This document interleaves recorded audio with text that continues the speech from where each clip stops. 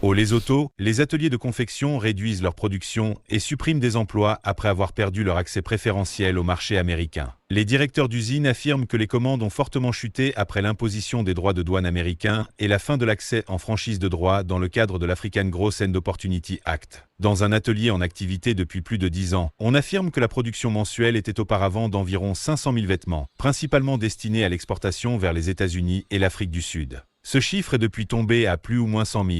L'entreprise ayant licencié plus d'1 millier d'employés. Certaines usines ont mis en place ce qu'elles appellent un système de travail à temps partiel. Par exemple, 1000 ouvriers travaillent pendant 2 semaines, puis 1000 autres travaillent durant les 2 semaines suivantes. Cela signifie que leurs salaires sont réduits de moitié, alors qu'ils étaient déjà extrêmement bas au départ.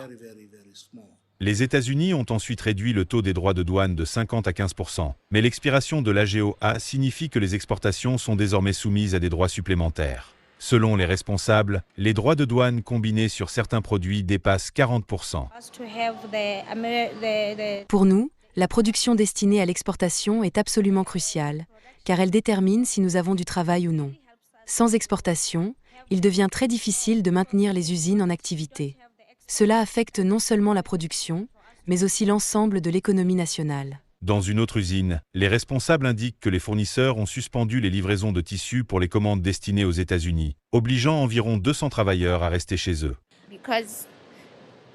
En raison des droits de douane élevés, notre usine n'a plus de commandes.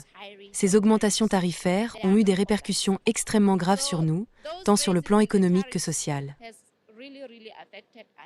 Le textile est le premier secteur d'exportation et le premier employeur du Lesotho. Ces responsables précisent que l'impact des droits de douane devrait se poursuivre dans les mois à venir.